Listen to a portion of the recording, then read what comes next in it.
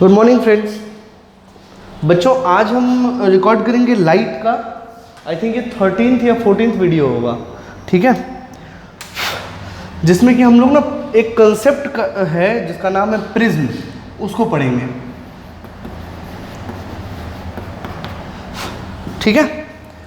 तो हम लोगों को बेसिकली आज हम लोग बहुत सारे कुछ पढ़ चुके हैं। We had studied reflection of light, lenses के तरह तरह के सवाल हम कर चुके। We had solve different types of problems on lens. We had also found focal length of different types of combination of lens, and also we had found focal length of convexo plane, plano concave, concavo convex, and already we had done that.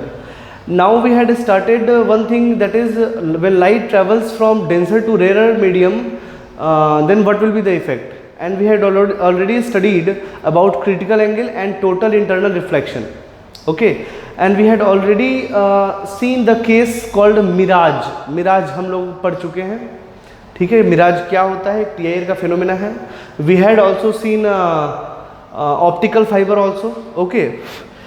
अब rainbow भी पढ़ना है, rainbow में भी TIR ही होता है, but actually rainbow अभी नहीं पढ़ाएंगे, प्रिज्म के बाद, क्योंकि वो भी एक प्रिज्म की तरह का ही फिनोमेना है, ठीक है। तो उसको देखेंगे बाद में, पहले हम लोग प्रिज्म पढ़ लेते हैं, फिर हम लोग रेनबो पे आएंगे, ओके। रेनबो में क्या है कि एक प्रिज्म का कंसेप्ट और टीआईआर का कंसेप्ट दोनों मिक्सअप होगा, तब जाके हम लोग रेनबो को समझ पाएंगे ढंग से, ठीक है। चलिए तो प्रिज्म पढ़ते हैं। प्रिज्म, प्रिज्म क्या है? प्रिज्म बेसिकली दोस्तों एक मैथमेटिकल टर्म है, मतलब एक ज्योमेट्रिकल फिगर्स होते हैं जिसे हम लोग प्रिज्म का नाम देते हैं, ठीक है। जैसे क्या होता है, when we separate two figures with the help of rectangles, that is called prism, ठीक है। अब वो कुछ भी हो सकता है, जैसे सपोज कर लीजिए, suppose if I am making a cuboid, if I am making a cuboid, if I am making a cuboid, suppose this is a cuboid, okay, this is a cuboid, then you can see A B C D E F G and H, okay. So this is also prism. You can see what is prism basically it is. देखो यहाँ पे A B C D एक surface है जो कि एक parallelogram है, या फिर कह सकते हैं कि अगर क्यूबॉइड है तो ये एक रेक्टेंगल होगा more specifically, okay. And there is also surface E F G H, ये भी एक सरफेस है, ठीक है। लेकिन अगर हम ध्यान से देखें तो ये दोनों सरफेस को कौन संभाल के रखा है, तो चार रेक्टेंगल है जो इसको संभाल के रखे हैं। बी एच ई सी, ये है, ये मतलब इसको और इसको संभाले रखा है ये वाला एक रेक्टेंगल, फिर ई एफ डी सी ये वाला एक रेक्टेंगल, फिर जी ए डी एफ ये वाला एक रेक्टेंगल, फिर ए जी एच बी ये वाला रेक्टेंगल। यानी कि इन दोनों सरफेसेस को, इन दोनों रेक्टेंगल्स को सेपरेट करने के लिए हमने चार रेक्टेंगल का यूज करा है, एक सामने वाला, दो, तीन और ये चार। Is this okay? तो कोई भी फिगर अगर रेक्टेंगल्स के द्वारा सेपरेट किया गया हुआ है तो उसको हम लोग प्रिज्म का नाम देते हैं, ठीक है। Rectangle, not parallelogram, mind it, rectangle I am saying, these are all rectangles. Means rectangle का मतलब क्या, इन दोनों के बीच में, एडजेसेंट साइड्स के बीच में 90 डिग्री का एंगल बन रहा है, दीज आर रेक्टेंगल, ठीक है। तो we can write a prism is a 3D figure, 3D figure मतलब object solid. A prism is a 3D figure defined as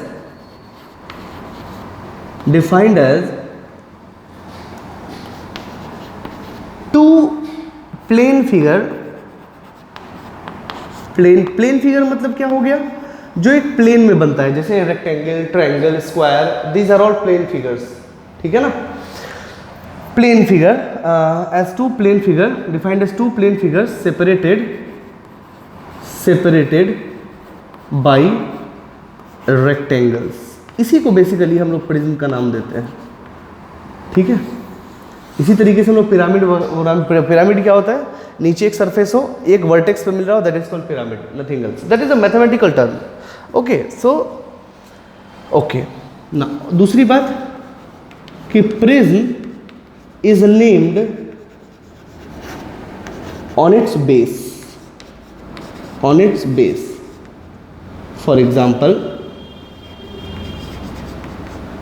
rectangular prism, rectangular prism, square prism, square prism, triangular prism. मतलब depends upon its base. इसका base जो होगा, पहले तो देखना है कि फिगर रेक्टेंगल से, यानी कि ये जो ऊपर और सब नीचे में जो फिगर है, क्या वो रेक्टेंगल से सेपरेटेड है? अगर नहीं है तो वो प्रिज्म नहीं है. अगर वो रेक्टेंगल से सेपरेटेड है then it is a prism. Okay. अच्छा, अब जिस सरफेस को वो सपोर्ट कर रहा है रेक्टेंगल, यानी कि नीचे वाले सरफेस और ऊपर वाले सरफेसेस को, ये अगर रेक्टेंगल है then that is rectangular prism. इसको बोलेंगे हम लोग क्या? Rectangular prism.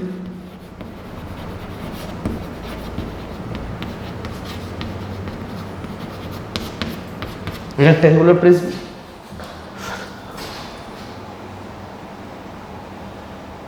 तो उसको क्या बोलेंगे हम लोग? Rectangular prism. ओके. फिर again if it is a, suppose it is a cube, suppose it is a cube, suppose it is a cube. Okay. Then this ऊपर वाला सरफेस और नीचे वाला सरफेस इज व्हाट? स्क्वायर. और unfortunately these are also squares. जो इसको support कर रहा है रेक्टेंगल, वो भी एक स्क्वायर है. ओके. स्क्वायर में भी a rectangle.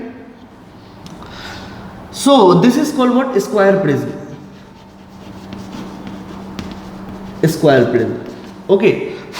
After that suppose we can से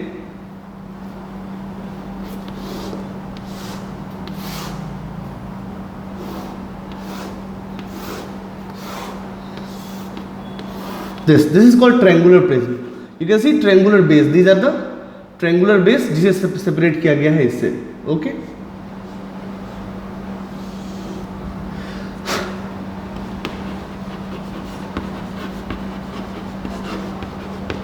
Triangular prism. This is the difference between actually different types of prism. It is based on what? It is named on its base. जो इसका base है उसी के basis पे इसका नाम होता है. ओके.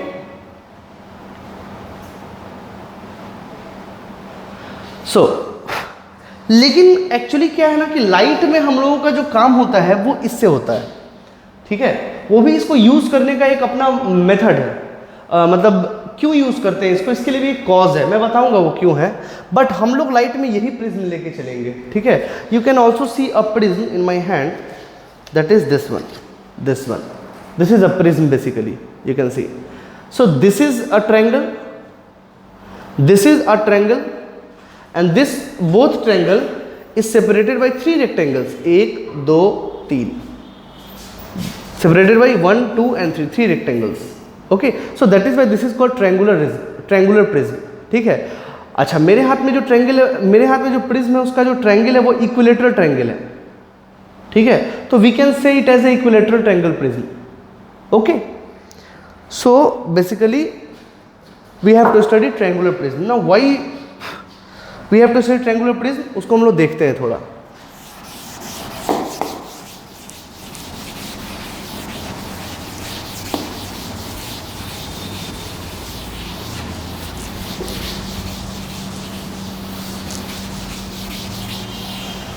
चलिए.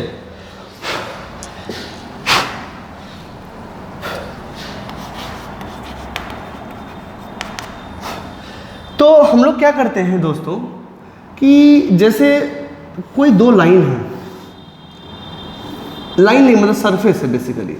अगर ये सरफेस है, मतलब ये भी एक सरफेस है और ये भी एक सरफेस है. I think you can understand it. It is a 3D figure. वो एक ऐसा फिगर है, मतलब ये एक सरफेस, ये लाइन नहीं है. It is a surface, it is a surface, it is a surface, it is a surface. Okay. Means ये सरफेस कुछ ऐसा है, इस तरीके का, इस तरीके का. Okay. But it is a surface जिस पे लाइट पड़ के निकल सकता है. ठीक है. आप ऐसा समझिए कि if this is a prism, this is a prism if I am keeping it this side, you can see only this line, but this is not line, this is not actually line, this is a surface. ये एक surface है, ये वाला surface, जिसमें कि light पड़ के निकल सकता है उधर. Okay, now you can understand this is not a line, this is a surface. Okay, चलिए, so this is a surface basically. ऐसे सरफेसेस में क्या होता है कि when you just incident one light, तो यहाँ पे एक नॉर्मल है, ये जाना इधर चाह रहा है, ये ऐसा आएगा, तो it will be like this, away from normal. ये इधर जा रहा है, this is away from normal. Why it is away from normal? Just see, if it is mu and here it is air. Okay, जब ये इधर से गया तो there is making an angle I and it is R1. Okay, क्योंकि angle of refraction is between, sorry this is not R1, this is R1. Angle between normal, this is normal N1, this is N2. Okay, so angle between normals and reflected ray is called what? Angle of refraction. So you can see this is reflected ray, this is normal, and angle between them is called angle of refraction. So it is R1. Suppose this is R2. Yes, this is R2. Okay, and this is angle E. This is called angle of emergence. हम लिखवा देंगे, आप परेशान बिल्कुल भी मत हो. मैं ये समझाना चाह रहा हूँ कि प्रिज्म का क्यों यूज़ करते हैं. तो यहाँ से अगर ये हुआ तो ये ऐसे गया और फिर ये इधर डेविएट किया. ठीक है, तो आपको एक नेट एंगल ऑफ डेविएशन मिला, ये दिस इज डेल्टा. मिला ना, एंगुलर डेविएशन मिला. तो ये सरफेस अभी इंक्लाइंड है, मतलब ये कहीं ना कहीं तो मिलने वाला है, कहीं ना कहीं तो मिलने वाला है, जिसका कुछ ना कुछ एपेक्स एंगल तो होगा. इसको एपेक्स एंगल बोलते हैं और एंगल ऑफ प्रिज्म बोलते हैं. खैर, कहीं ना कहीं तो ये मिलने वाला है. ठीक है, तो यहां पे आपको एक एंगल ऑफ डेविएशन मिला. ठीक, अच्छा, आपने एक और चीज पढ़ा था, प्रिज्म, ये ग्लास स्लैब.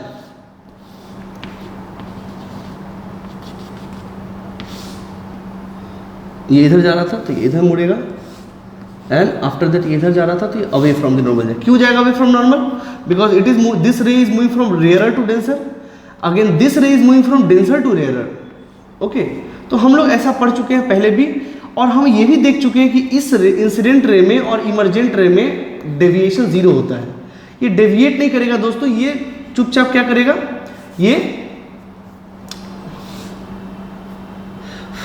ये डेविएट नहीं करेगा, बट पैरेलली थोड़ा अलग होकर निकलेगा. That is called lateral displacement, जिसके बारे में हम लोग पढ़ चुके हैं. डेविएशन नहीं होगा. अगर कोई प्लेन सरफेसेस है और इस प्लेन सरफेस, अच्छा बताओ तो इसके बीच में एंगल कितना है? ये जो प्लेन सरफेस, इसके बीच में एंगल कितना है? ये जो प्लेन सरफेस गया है, यहाँ तो है कि ऐसा है, कहीं ना कहीं मिलेगा. मुझे बताइए इस प्लेन सरफेस में कितना एंगल है? तो यहाँ पे एंगल ए कुछ भी नहीं है, जीरो है. कई बच्चे 90 डिग्री बोलेंगे, बच्चों 90 नहीं है. इसमें और इसमें एंगल जो बन रहा है वो 0 डिग्री का है. ठीक है, सो दिस एंगल इज 0. तो when this two surfaces is kept parallel, then angle of deviation is 0. Okay, now if this two surfaces is kept at an angle, at some angle, then there must be some deviation delta. यहाँ पे delta 0 नहीं हो सकता. ठीक है, यहाँ पे delta 0 नहीं हो सकता. तो अब मेरा सवाल है कि कोई भी दो सरफेस है जिससे हमको डेविएशन चाहिए, तो आपको उसको कैसे रखना पड़ेगा, एक इंक्लाइन पे या 0 डिग्री पे? The answer is simple, we have to keep it an incline like this. Okay, तो ऐसे केसेस में जहां पे दो सरफेसेस एक इंक्लाइन बनाता है, वहां पे एंगल ऑफ डेविएशन तमाम निकलते हैं. ठीक है, और उस एंगल ऑफ डेविएशन का स्टडी करके हम लोग कई सारा चीज फेनोमेनाज को देख सकते हैं. आई बात समझ में? अब नेचर में कई बार ऐसा होता है, कई बार आपको ऐसे टूटे हुए प्रिज्म मिल गए मान लीजिए, या फिर सपोज करिए वाटर ड्रॉपलेट हो गया, रे गया, ये डेविएट करके निकला, ये डेविएट करके निकला. ठीक है, this type of phenomena that is rainbow, आपने देखा है. तो rainbow, this are actually you can see, ये प्रिज्म टाइप फेनोमेना है, नथिंग एल्स. ठीक है, जो कि हो रहा है. तो मतलब अगर कोई भी दो सरफेसेस अगर एक इंक्लाइन पे रखा हुआ है, मतलब दोनों के बीच में कभी ना कभी मिलन होने वाला है, then there must be 1 refraction और 2 रिफ्रैक्शन. 2 रिफ्रैक्शन, 2 रिफ्रैक्शन होना मस्ट है, rarer to denser and denser to rarer. पहली बात तो ये. दूसरी बात, अगर दोनों इंक्लाइन पे रखा हुआ है, मतलब कहीं ना कहीं मिलने वाले हैं, means there must be some angle of deviation. ठीक है, तो सबसे पहले हम लोग दोस्तों उस एंगल ऑफ डेविएशन के बारे में पढ़ना चाहते हैं। ठीक है, तो अगर इस फिनोमेना को हमको स्टडी करना है जहां पे एंगल बन रहा है ए, अगर बढ़ाते तो बनता ए, नहीं बना रहे तो नहीं बन रहा, लेकिन एक्चुअली में ए है। तो इस तरह के फिनोमेना को पढ़ने के लिए हमको किसका यूज करना चाहिए, आप ही बताइए? प्रिज्म का, क्योंकि प्रिज्म में एक्चुअली ये बना हुआ है और हम यहाँ पे ए निकाल सकते हैं, और जितनी भी स्टडी करनी है वो हम प्रिज्म के मदद से करेंगे, और उसको अपने नेचुरल लाइफ में, नेचुरल फिनोमेना में बाकी चीज़ों को समझने में, जहाँ जहाँ दो सरफेस एक इंक्लाइन पे है उसको समझने में हम यूज़ कर सकते हैं। ठीक है, तो स्टडी करने के लिए क्या हम प्रिज्म का यूज़ कर सकते हैं? आंसर है सर, बिल्कुल कर सकते हैं, कोई दिक्कत नहीं है। तो अब हम लोग अब जो भी करेंगे हम लोग प्रिज्म का करेंगे। क्यों प्रिज्म पढ़ रहे हैं? Because delta is not equal to zero. अगर दो सरफेस पैरेलल होगा तो डेल्टा जीरो है, डेविएशन क्या है? जीरो है, बट इस केस में डेविएशन आएगा। तो उसके डेविएशंस को स्टडी करने के लिए we have to take one figure, and the best figure is called triangular prism. That is we always use triangular prism in the study. But बुकों में कई बार सीधे लिख देता है prism, but we have to explain each and everything, the things are clear. बच्चों को प्रिज्म समझाया जाता है तो वो समझता है कि वही एक प्रिज्म है दुनिया में और कोई प्रिज्म नहीं हो सकता। ऐसा नहीं है दोस्तों। चलिए, तो हम प्रिज्म देखते हैं। तो prism is basically this one. ये क्या है? ये क्या है बेसिकली? एक प्लेन फिगर है या एक सॉलिड फिगर है? आंसर है सॉलिड फिगर है, मीन्स 3D फिगर है। मतलब ये सरफेस है, ये सरफेस है, ये सरफेस है। इसी तरह का एक और ट्रायंगल अंदर भी होगा, इसी तरह का एक और ट्रायंगल कहाँ होगा? अंदर भी होगा। ठीक है, और ये सब, ये जैसे सपोज करिए ऐसा, ये इस तरीके का। ठीक है,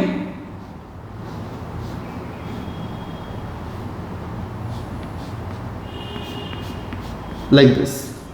okay, so you can see this triangle, ये this, and this two triangle is separated by what? This two triangle is separated by one rectangle this, one rectangle this, and another rectangle is on the base, जैसा कि मैंने आपको दिखाया है। ठीक है, तो अब हम जब भी ऐसा ड्रॉ करेंगे आप उसी के बारे में सोचिएगा, because I can not draw like this. मैं नहीं ड्रॉ कर सकता ऐसे, आप हो सकता है ऐसा ड्रॉ कर सकते हैं, लेकिन हम लोग ड्रॉ नहीं कर सकते। ओके, चलिए, तो now will see a prism, this one. तो सपोज करिए कि एक लाइट अगर इधर गया, so this is what? Normal. This is what? Angle of incidence. ये लाइट इधर जा रहा था, इसका मान लो कि रिफ्रैक्टिव इंडेक्स म्यू है, and this has got an angle of prism this A. So आप अगर ध्यान से देखें तो ये इधर जा रहा था तो इधर जाएगा नहीं, बिकॉज इट इज रेयरर से डेंसर, तो it moves away from normal like this. ठीक है, तो यहां जो एंगल बनाएगा दैट इज R1, और यहां पे भी फिर नॉर्मल है। Suppose this is N2, suppose this angle is R2। तो अब ये जो है जा तो रहा था बेचारा इधर, लेकिन अब ये मूव कर रहा है डेंसर से rarer, then it will move away from normal, so this will be the final emergent ray. This is E, this is R1, okay.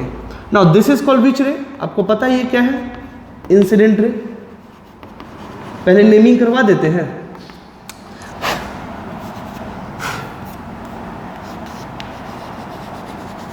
Terms used in prism, ये टॉपिक डालिए, उसके अंदर ये सब लिखिए। This is called what? Reflected ray, sorry refracted ray, refracted ray, और this is called what? Emergent ray. आगे हम लोग ये कुछ बोलेंगे नहीं, आपको सीधा समझना है, ERI, okay. This is called angle of emergence, जैसा कि हम लोग ग्लास स्लैब में पढ़े थे, angle of emergence. This is angle of incidence. I think मुझे इसे लिखने की आवश्यकता नहीं है। दिस इज, देखिए अब मैं बताऊँ इसमें सरफेस कितने हैं? दो, पहला दूसरा। ठीक है, so this is what? Angle of refraction at first surface। ठीक है, this is what angle of incidence at second surface. ठीक है, this is what angle of prism. ठीक है, नाउ ये रे ऐसा जा रहा था बट वो गया कैसा, ऐसा। तो रे जो जा रहा था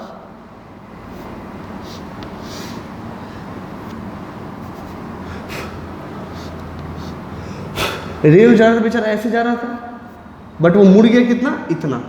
सो नेट डिफ्लेक्शन तो इतना ही हुआ ना, ये रे इधर से इधर मुड़ गया। देखिए जा इधर रहा था, मैं फिर से बना दूं इसे,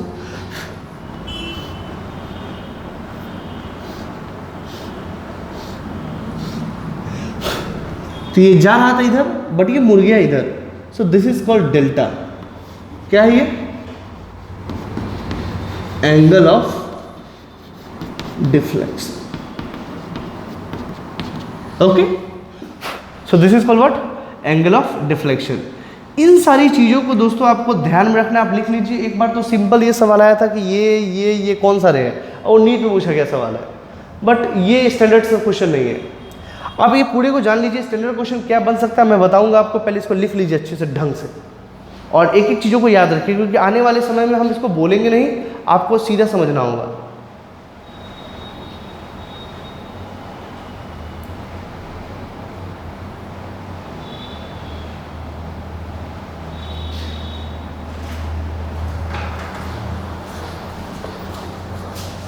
सो yes, this is at second surface, लिख लीजिए।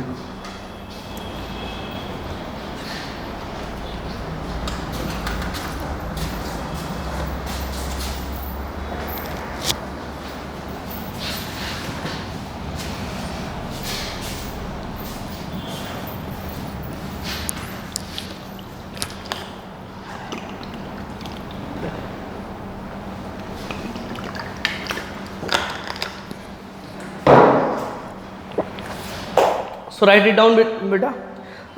आप इसको पॉज करके लिख लीजिए इसको। ओके, चलिए।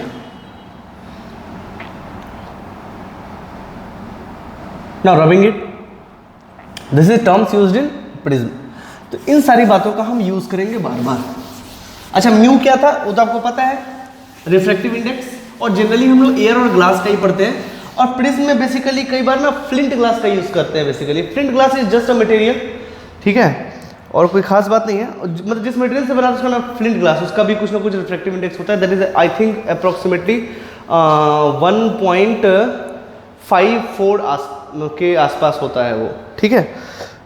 सो ध्यान में रखेंगे ये सारी बातें। चलिए थोड़ा बहुत स्टडी करते हैं। सो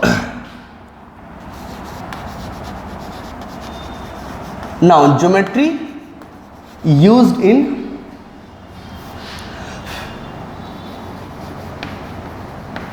refraction through prism। तो प्रिज्म के थ्रू जो रिफ्रैक्शन हो रहा है उसकी ज्योमेट्रीज को पढ़ना बहुत। Friends now see geometry used in refraction through prism. Geometry पहले देख लेते हैं। ज्योमेट्री जो यूज करते हैं, ज्योमेट्रिकल कॉन्सेप्ट जो यूज करते हैं इसमें, वो कुछ ऐसा है। Suppose this is a prism, this incident ray, and suppose this is normal to the first surface. This is first surface, this is second surface, this is angle A, okay, this is angle I.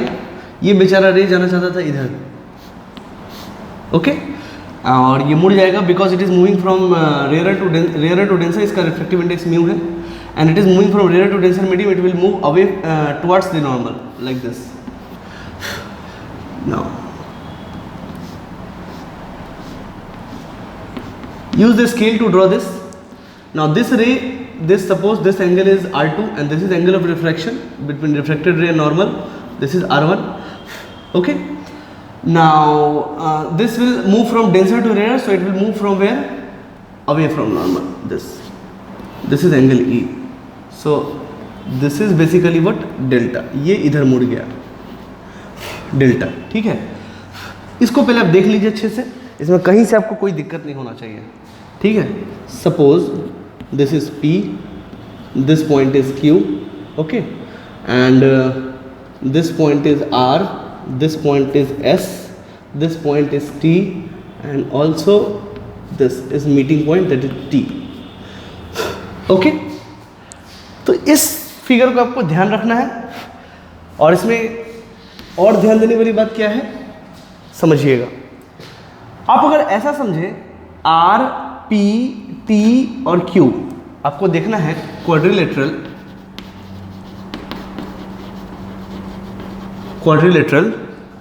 P, T, Q,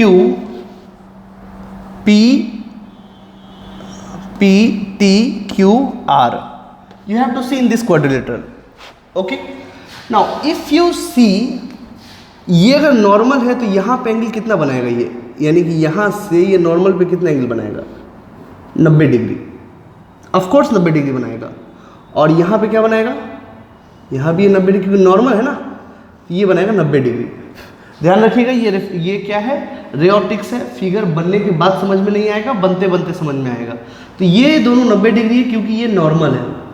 तो सामने वाले angle कितने हो गए, 90 + 90 180 degree, यानी कि मैं लिख रहा हूँ angle R P T plus angle R Q T is equal to 180 degree, that is 90 degree plus 90 degree, that is equal to 180 degree, ठीक है। अगर ऐसा है तो एक क्वाड्रिलेटर का पूरा एंगल कितना होता है, 360 डिग्री, 360 डिग्री। तो अगर ये दोनों का अगर समेशन 180 डिग्री है तो इसका और इसका समेशन भी 180 डिग्री होगा, means angle A plus angle R1, नहीं sorry, angle A plus this angle plus angle R P, sorry, angle R T and Q, that is also 180 degree, यानी कि ये एंगल और ये एंगल ये भी 180 डिग्री होगा। This plus this angle is also 180 degree होना ही है, क्योंकि सामने वाले एंगल अगर 180 डिग्री है तो इधर भी आमने सामने वाले का समेशन 180 डिग्री होगा। वो 90 होगा नहीं जरूरी नहीं है, बट वो 180 डिग्री उसका समेशन होगा, ये मस्ट है, ठीक है। ये बात आपको क्लियर होना चाहिए, एकदम क्लियर कट, समझ लीजिए एक बार, ओके, ठीक है। चलिए दूसरी बात, अब इसी बात से देखेंगे। Now you have to see in triangle P Q T, in triangle P Q T, P Q T means angle R1 plus angle R2 plus angle P T Q, P T Q, that must be equal to 180 degree, क्योंकि triangle का summation of angle कितना होता है, triangle का summation of angle कितना होता है 180 degree, तो वहां पे हो गया 180 डिग्री। दूसरा, sorry, this must be P T Q, yes this must be P T Q, angle A plus this angle ना I had taken this one, तो this angle must be P T Q. वो हम इस printing mistake था, उसको सही कर लीजिए। तो कहने का मतलब है कि बच्चों देखिए, angle R1 plus angle R2 plus angle PTQ कितना है, तो एंगल PTQ है 180 minus angle A, that is 180 degree minus angle A, है ना। अगर ये ऐसा है तो एंगल PTQ कितना हो जाएगा 180 minus angle A, and that is equal to 180 degree, okay. सो अब यहाँ देखिए तो 180 डिग्री कट जाएगा, and you will get angle R1 plus angle R2 is equal to angle A। ये बड़ा ही इंपॉर्टेंट चीज है, इसको लिख लीजिए आप।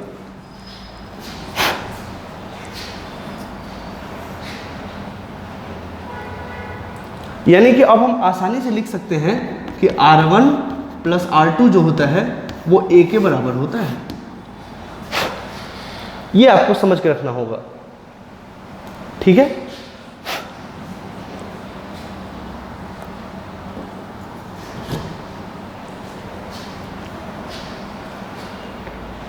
आप वीडियो पॉज करिए, इसको लिख लीजिए।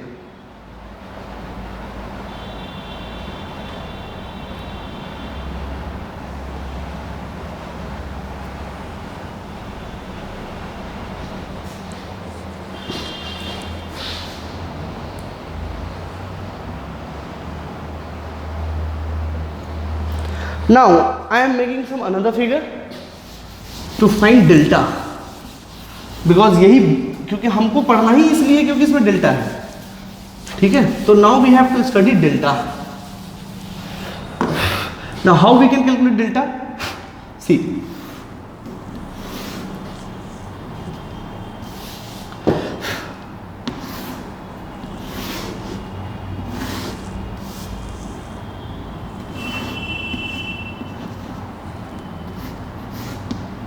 दिस इज N1, ठीक है। सो ये रे बेचारा ऐसे जा रहा था, ये ऐसे मुड़ जाएगा। This is R1, this is N2, this must B R2, और ये चला जाएगा, ये बेचारा जा रहा था इधर, ये चला जाएगा इधर। तो रेस में टोटल डिवीजन कितना हो गया, इतना। मीन्स ये रे इधर मुड़ गया, delta. This is angle A, ठीक है। चलिए अब ध्यान दीजिए दोस्तों कि ये कितना है, दिस मस्ट बी, ये कितना है।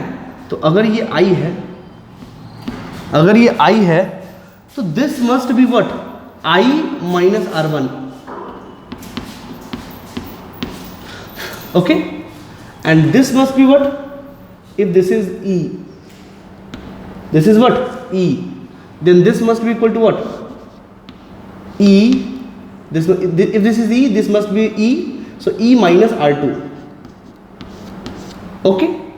Now if it is P, this point, if it is Q, this point, take this point to be R। now you have to see in this triangle P Q R, आपको भी दूसरा figure बनाना पड़ेगा in triangle P Q R। अगर इस triangle में देखा जाए P Q R में, तो this delta is the exterior angle, and this exterior angle must be the sum of this and this angle, है या नहीं, होता है ना। तो exterior angle is sum of interior opposite angle. Interior, ये पहले भी पढ़ा होगा आपने, interior opposite angle in any triangle, in any triangle. So we can write, that implies delta is equal to I minus R1 plus E minus R2. Now what you will get?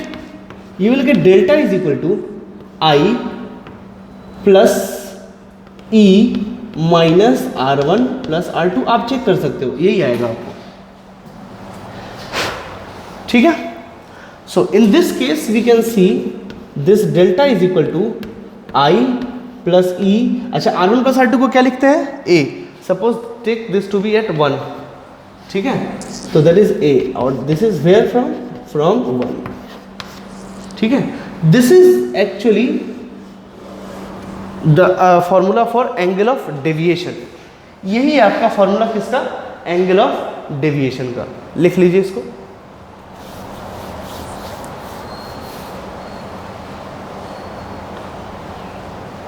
लिख लीजिए।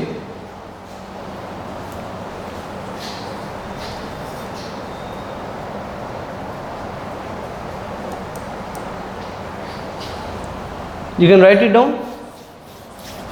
ये हमको याद रखना है कि delta is equal to i plus e minus A होता है, ये हमको याद रखना पड़ेगा।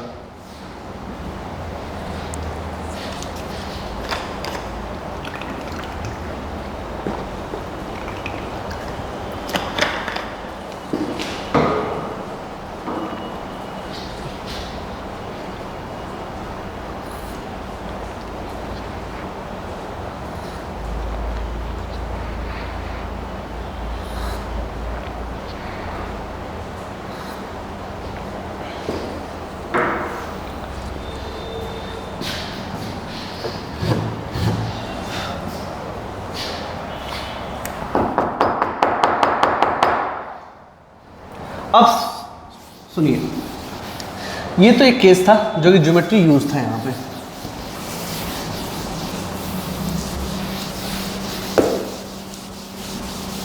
सो delta is equal to i plus e minus A, इसको याद रखने में कोई बहुत बड़ी बात नहीं है। अब मेरे लिए ये काम का विषय नहीं था, मेरे लिए काम का विषय था angle of minimum deviation. What is this?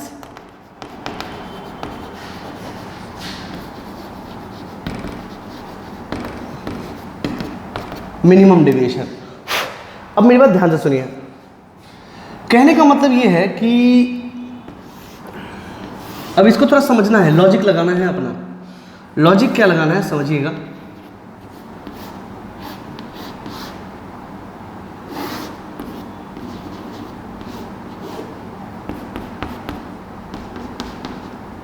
If this is I, this must be R1, this must be R2, and it will move from like this.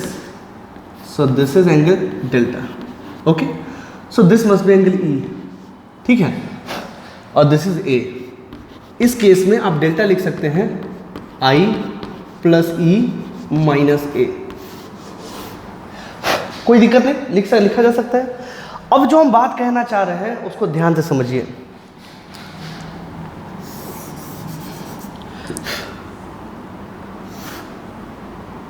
ये समझिए, ठीक।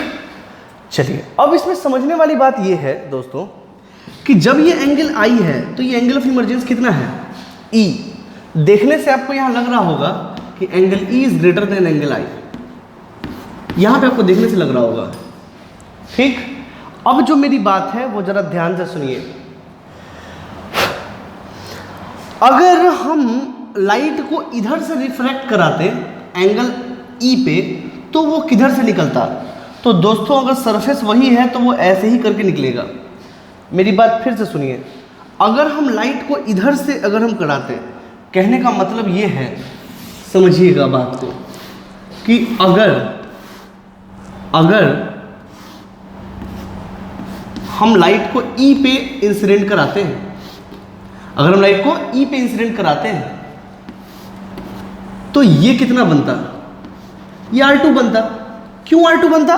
क्योंकि सरफेस तो वही है। देखिए, आपको पता होगा कि mu into sine R2 is equal to 1 into sine e, ठीक है। तो आपको एक बात समझ में आएगा, sine R2 upon sine E that is equal to e, that is equal to mu. ये पहली बात, ये आपको समझ में आता होगा कि sorry, sine R2 upon sine E is equal to 1 upon mu, ठीक है।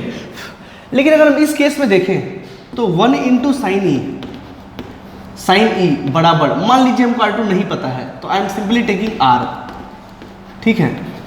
बट यहां पे देखा गया कि sine R upon sine E that is equal to 1 upon mu. तो कहानी तो पहले की जैसा ही है।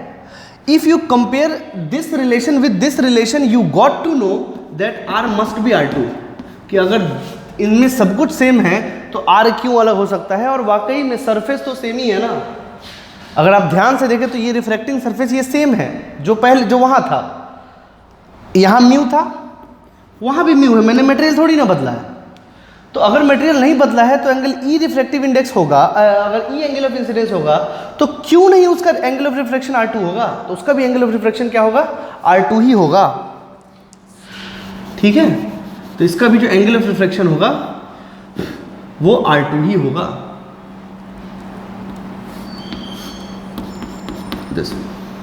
This is E, this is R2, ठीक है।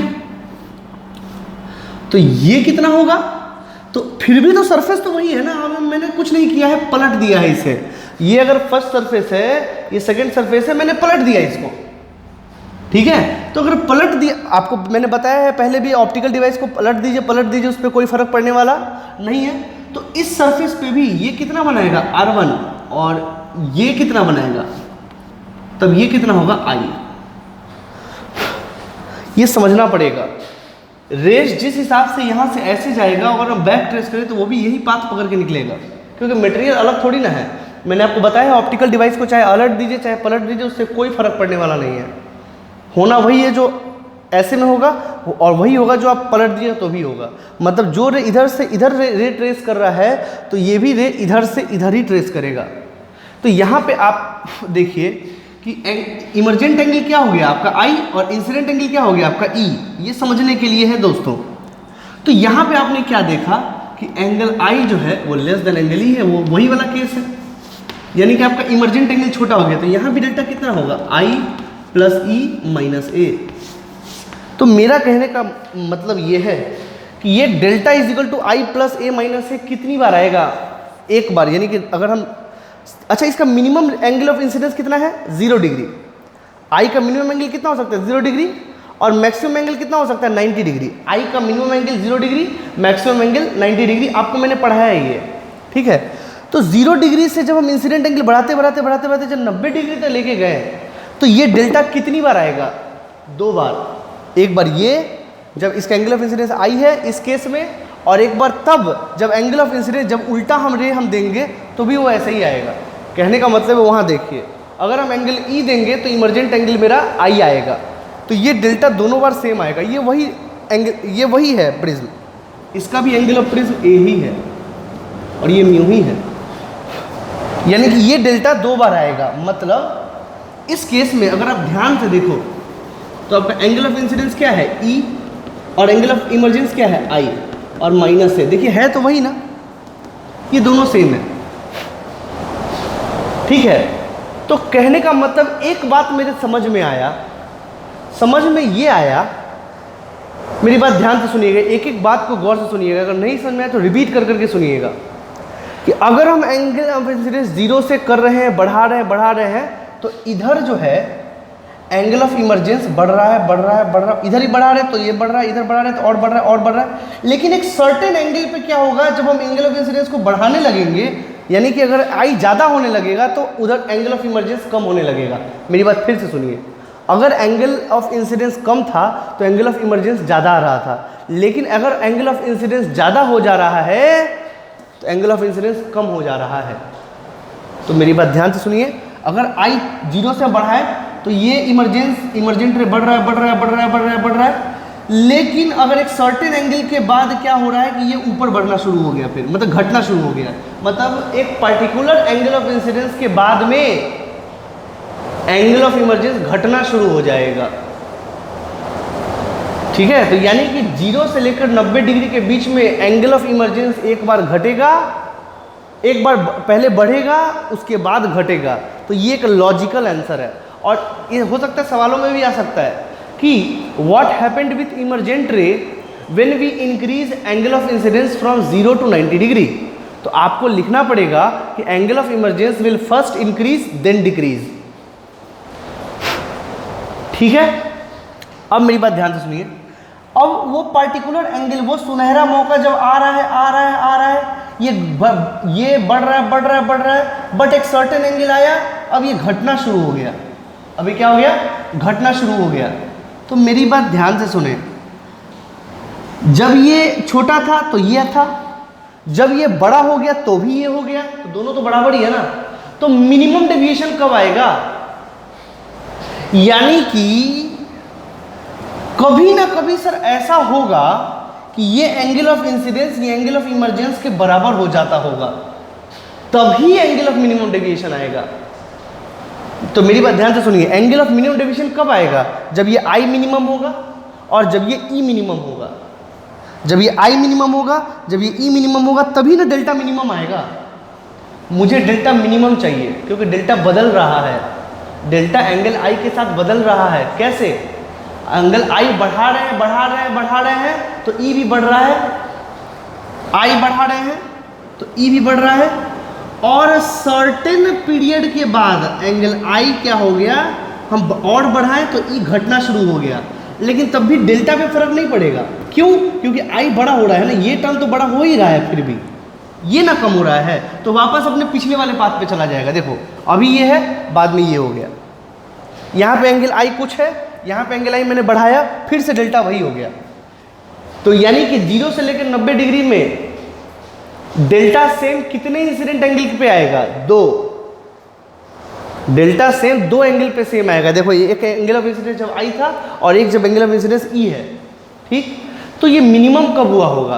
तो जब आई मिनिमम होगा और जब ई मिनिमम होगा। तो आई मिनिमम और ई मिनिमम कब होगा?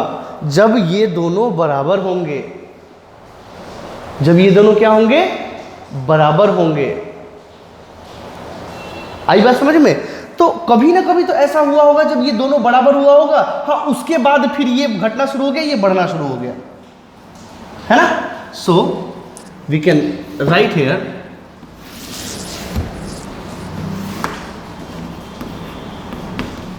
डेल्टा, पहले तो आप ये लिख लीजिए, when I increases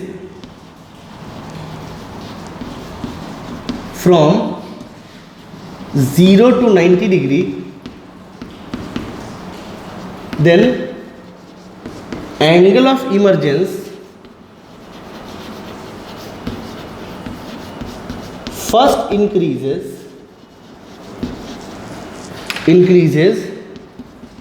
then decreases। पहली बात तो क्लियर है। सो डेल्टा, ना दूसरा point, delta will be same for two incident angle, मतलब इंसिडेंस एंगल, आप इंसिडेंस एंगल कर लीजिए, incidence angle between 0 degree and 90 degree. ये बात भी मैंने आपको समझा दिया। This will conclude delta minimum। what is delta minimum? Minimum deviation angle।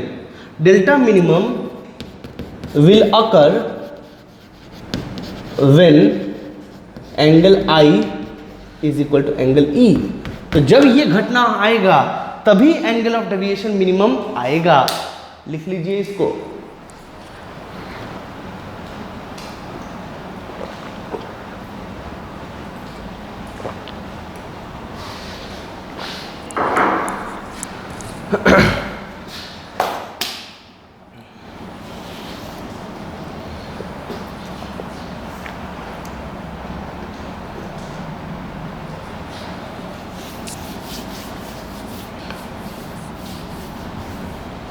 तो देखिए एक बार फिर सुन लीजिए, धीरे धीरे सुनिएगा। एंगल आई जब 0 से बढ़ा तो ई भी बढ़ा, ठीक। ई भी बढ़ता चला गया, बढ़ता चला गया, बढ़ता चला गया। सर्टेन एंगल पे दोनों बराबर हो गए। उसके बाद जब आई बढ़ा तो ई घटना शुरू हो गया, लेकिन उससे कोई फर्क नहीं पड़ेगा। जब आई कम था तो ई बढ़ रहा था। अब उल्टा केस हो गया, जब आई बढ़ना शुरू हुआ तो आई बढ़ना शुरू हुआ तो ई घटना शुरू हो गया। तो बात तो फिर रिवर्स पे चला गया, पहले वाले पे चला गया। पहले आई कम था, ई ज़्यादा था। अब क्या है? आई ज़्यादा है तो ई कम है, तो दोनों तो बात एक ही कह रहा है। तो कहने का मतलब है वो मिनिमम तभी होगा, वो घटना तभी होगा, यानी कि मिनिमम डेविएशन का केस तभी आएगा जब दोनों एंगल बराबर होंगे, एंगल आई और एंगल ई बराबर होंगे। लिख लीजिए इसको। और ये आपको ध्यान रखना है, याद रखना है कि why angle I is equal to angle E case is important, because in that case only minimum deviation, angle of minimum deviation through prism occurs, तभी angle of minimum deviation occur होता है।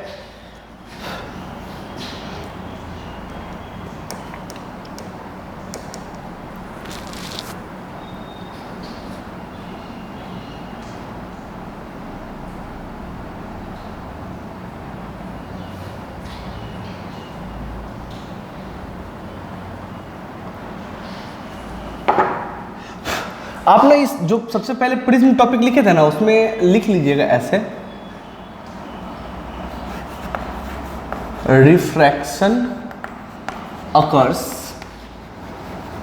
एट सेकेंड सरफेस, ये लिख लीजिए, ये ज़्यादा accurate होगा। ऐसा क्यों है मैं बताता हूँ। एक्चुअली क्या है ना कि जब इधर से रे पास करता है तो रेयर से डेंसर पास करता है, तो वो रिफ्रैक्शन होगा, उसमें कहीं से कोई दिक्कत नहीं है।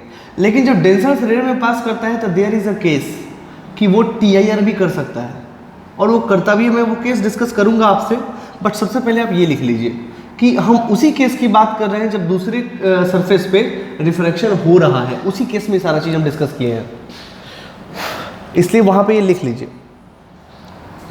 और हम लोग को यही केस पढ़ना है बेसिकली, हम लोग इतना पढ़ना भी नहीं है, बट आपके नॉलेज के लिए हम बता देते हैं। कुछ कुछ बातें आपको इससे ज़्यादा समझ में आएंगी। ओके, ये सारा कुछ समझ में आ गया। तो what is the case of angle of minimum deviation? Well angle I is equal to angle E।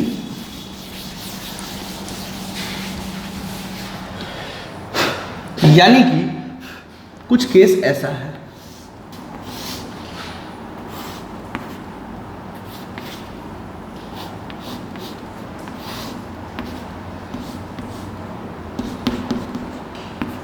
this is normal, so if it is angle I,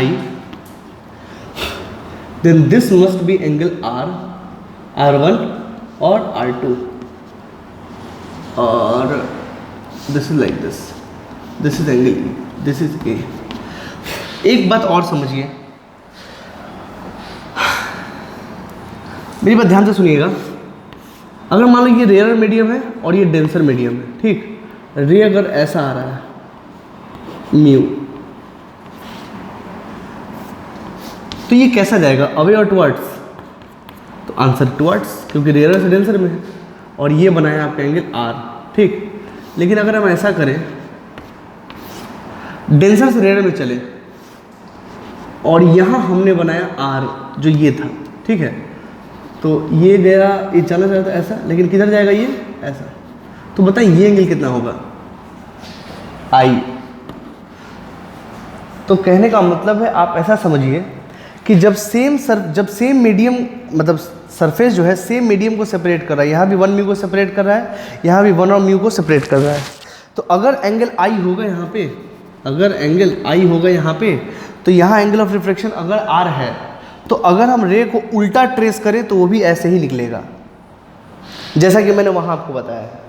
मतलब एक कॉम्बिनेशन में, फिर से मेरी बात सुन लीजिए, एक कॉम्बिनेशन में अगर रिफ्रैक्शन हो रहा है तो उस कॉम्बिनेशन को अगर पलट भी देते हैं तो रिफ्रैक्शन रिफ्रैक्टेड रे में कोई अंतर नहीं आएगा, ठीक है, वो वैसा ही पाथ ट्रेस करेगा जैसा पहले करता था। देख लीजिए यहाँ पे, अभी मैंने रे इधर से भेजा है, अगर हम रे इधर से भेजाते तो वो भी ऐसे ही निकलता, उसमें कहीं से कोई दिक्कत नहीं है। ये बात आपको याद रखना है। मैंने आपको समझाया भी कि अलट दीजिए पलट दीजिए, ऑप्टिकल डिवाइस पे कोई फर्क पड़ने वाला नहीं है, रे जैसा चल रहा था वैसा ही चलेगा। अपना पाथ को ट्रेस करना है, ये इसका पाथ है, अभी पलट भी देंगे तो यही इसका पाथ होगा।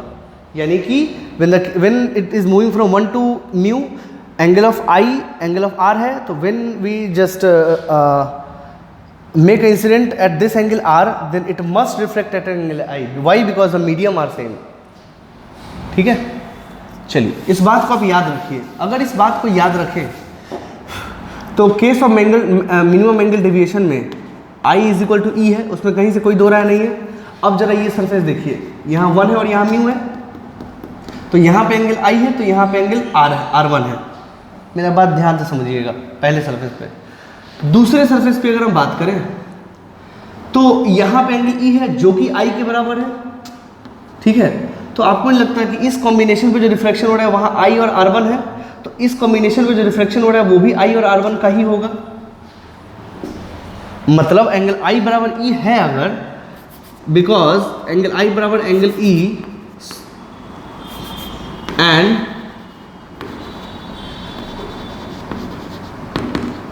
medium of refraction is same, then R1 is equal to R2 is equal to R, ये भी होगा, ठीक है। तो इस फॉलोइंग केसेस के लिए आपको डेल्टा मिनिमम को हम ऐसे डिनोट करेंगे, डेल्टा मिनिमम क्या हो जाएगा। तो डेल्टा मिनिमम, डेल्टा आपने क्या पढ़ा था पहले, I plus E minus A, तो डेल्टा मिनिमम क्या हो जाएगा, डेल्टा मिनिमम हो जाएगा I plus I minus A। आप E plus E minus A भी कर सकते हैं, बट जो मोस्टली यूज होता है वो I ही यूज होता है, क्योंकि हमको I का ही पता होता है, हम जो देते हैं हमको वो पता होता है. So this delta minimum is equal to 2i minus A, 2i minus A. ठीक है. So this i is equal to delta minimum plus A by 2. इसको आप लिख लीजिए, ये मुझे काम आएगा बेसिकली.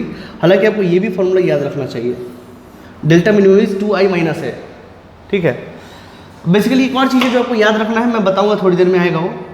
ये पहला केस तो ये. दूसरा, अगर हमको पता है कि R1 because R1 plus R2 बराबर ए होता है, तो ये दोनों तो बराबर ही है ना. तो अगर ये दोनों बराबर है तो क्या हम लिख सकते हैं कि 2R बराबर ए, यानी कि R बराबर ए बाई 2.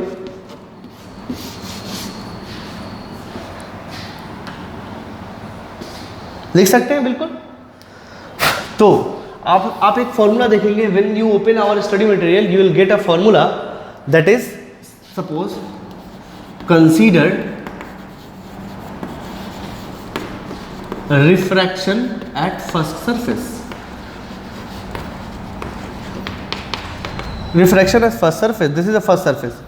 आप जब रिफ्रैक्शन कंसीडर करेंगे यू विल गेट, यहाँ पे कितना है रिफ्रैक्टिव इंडेक्स? कुछ नहीं है, एयर है. यहाँ भी क्या है? एयर है. कुछ नहीं बोला गया हो तब तक आप एयर ही समझेंगे. यहाँ पे रिफ्रैक्शन किस मीडियम के बीच में हो रहा है? 1 और म्यू के बीच में हो रहा है. तो what you will write at this surface, that is 1 into sine I is equal to mu into sine R. Okay. Then what would be mu? Mu would be sine I upon sine R. ठीक है. Mu is equal to sine I upon sine R. Then what you will write mu. आप इसको कर लीजिए 1, इसको कर लीजिए 2, then from 1 and 2, from 1 and 2 this mu is equal to sin. अब ना हम इसको डेल्टा मिनिमम की जगह डेल्टा m लिखेंगे. तो याद रखिएगा डेल्टा m plus A by 2 upon sine R को क्या लिख सकते हैं? A by 2.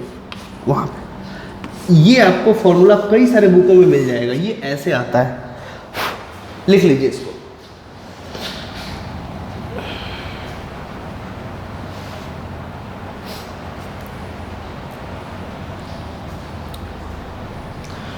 तो ये आपको याद होना चाहिए हर हाल में, और इसको लिख लीजिए आप.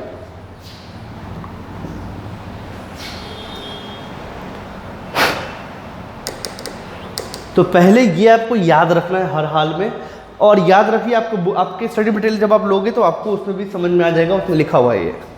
ठीक है.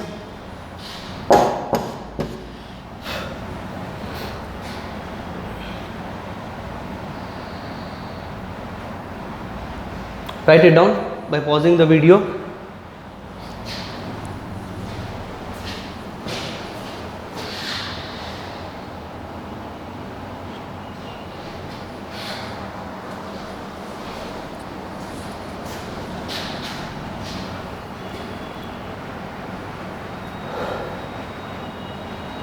ओके.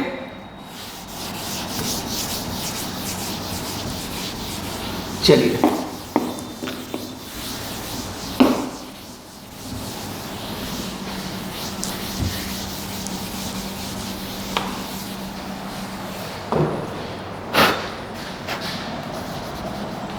now cases when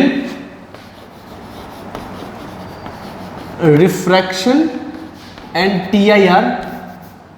अब इसको डिस्कस करते हैं. TIR takes place at second surface. ये केसेस को थोड़ा डिस्कस कर लेते हैं. हालांकि ज़्यादा विस्तार रूप से नहीं जाएंगे, बट थोड़ा बहुत इसको ध्यान रखना ज़रूरी है. ठीक है. ये क्योंकि डेंजर सरफेस जो है वो सेकेंड सरफेस है. डेंजर सरफेस जो है आपका वो सेकेंड सरफेस है, इसलिए सेकेंड सरफेस पे ध्यान देना ज़्यादा ज़रूरी है. उसको थोड़ा सा देखना होगा. लेकिन उसको देखने से पहले मैं आपको फिर से बता दूं एक चीज़, कि अगर मान लीजिए ये नॉर्मल है, अगर इंसिडेंट एंगल ये है, मतलब इंसिडेंट रे ये है, तो एंगल ऑफ इंसिडेंस क्या है? 0। तो एंगल ऑफ रिफ्लेक्शन भी क्या होगा? 0 है या नहीं? ये तो मैंने आपको पहले ही पढ़ा है कि इसको बोलते हैं कौन सा इंसिडेंस? Normal incidence. फिर से बस रिवाइज करा देते हैं आपको, नॉर्मल इंसिडेंस बोलते हैं इसको, ठीक है। दूसरा, अब चाहे वो इधर से जाए तो उधर, या इधर से जाए या ऐसे। दूसरा, मान लीजिए ये म्यू है और ये 1 है, और ये डेंसर से रेयर में गया, ये डेंसर से रेयर में गया, ये नॉर्मल है। तो ऐसा समझिए कि अगर ये एंगल C है तो ये क्या बनाता है? 90 डिग्री। क्रिटिकल एंगल पे 90 डिग्री बनाता है कि नहीं बनाता है? मेरी बात ध्यान से सुनिए, बनाता है ना? ये अभी तो पढ़ा था आपने पहले।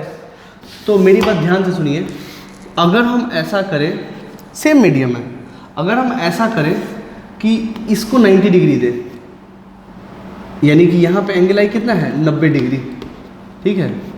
तो मुझे बताइए ये कितने पे निकलेगा? C पे। वही है ना, अगर ये ऐसे गया तो ऐसे, तो अगर हम इधर से देंगे तो ये भी तो ऐसे पकड़ेगा। आप पहले म्यू से इंसिडेंट करा रहे हो, अब 1 से इंसिडेंट करा रहे हैं, तो केस तो वही है ना। अगर हम C पे कराएं तो 90 डिग्री बनाया, तो अगर हम ऊपर से 90 डिग्री दें तो म्यू में वो C डिग्री पे निकलेगा, सीधी बात है। बस एक मिनट मैंने कुछ गड़बड़ करा है।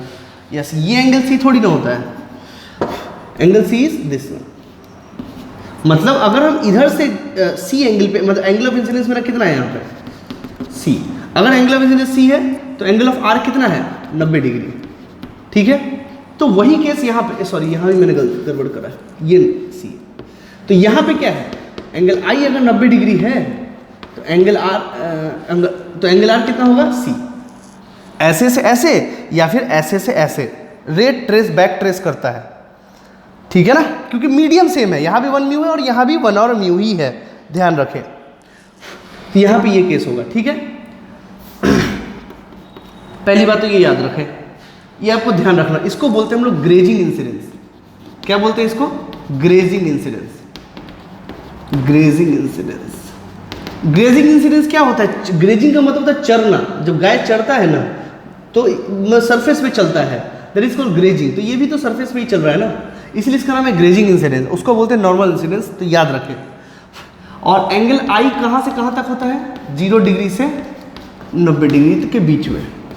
ये भी आपको तो समझ में आता ही होगा। एंगल आई जो है हम मिनिमम क्या कर सकते हैं? 0 और इसको बढ़ा सकते हैं ऐसे ऐसे 90 डिग्री तक। एंगल ऑफ आई तो मेरे हाथ में होता है ना, तो हम उसको 0 से लेकर 90 तक कर सकते हैं। हाँ, फिर इधर कर देंगे तो कुछ और हो जाएगा, वो इस मीडियम में हो जाएगा। हम इस मीडियम में एंगल ऑफ इंसिडेंस 0 से 90 डिग्री तक कर सकते हैं, चाहे इधर से इधर चले चाहे इधर से इधर चले, 0 से 90 डिग्री तक ही कर सकते हैं वो। ये बात आपको याद रखना है, ये बात आप ध्यान रखिए, तब हम ये केस को हम आसानी से डिस्कस कर सकते हैं, क्योंकि इसका जरूरत पड़ेगा आपको।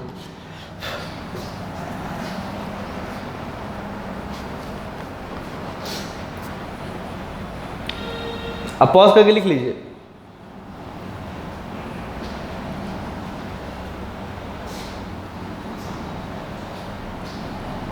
ओके, नाउ स्टूडेंट्स, आपको मैंने ये पढ़ाया है कि अगर एंगल ऑफ इंसिडेंस C से बड़ा होगा तभी TIR होगा, तभी TIR होगा। एंगल ऑफ इंसिडेंस अगर C से बड़ा होगा तभी TIR होगा, वरना TIR होना पॉसिबल नहीं है। ठीक, इस बात को याद रखें।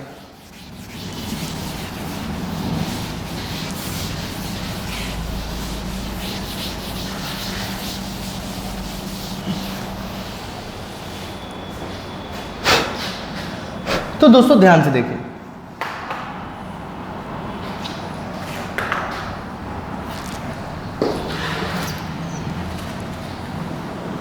Now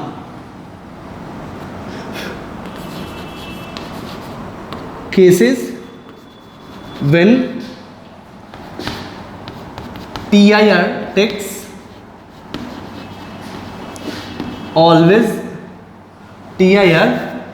place always at second surface। Second surface आपको पता है,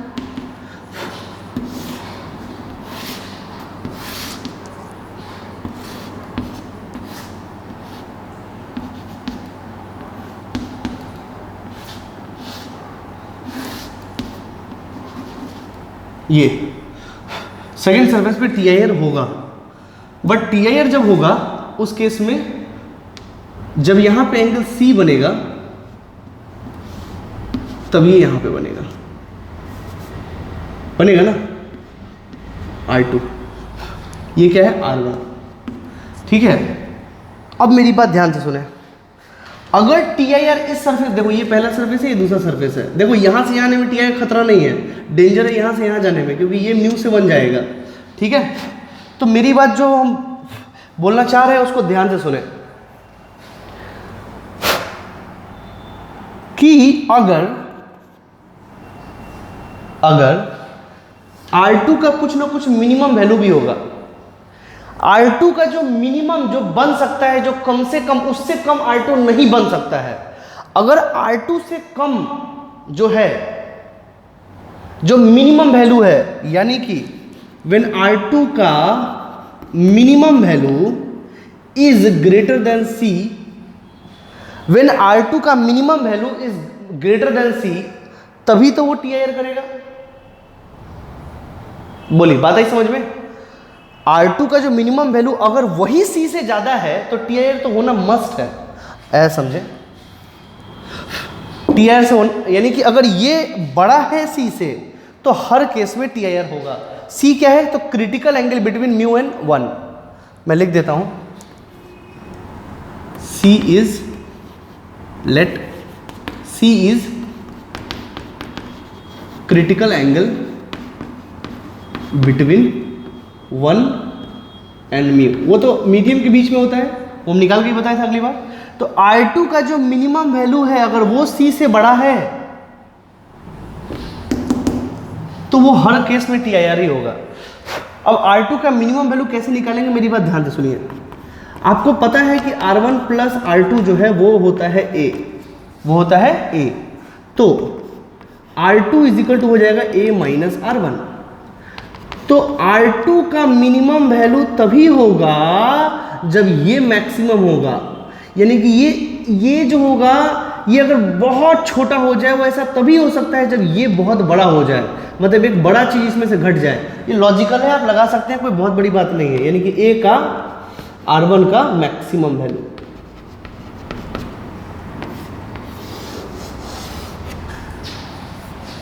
ठीक है। अच्छा, ये एक चीज है। फिर दिमाग कहां लगाना है?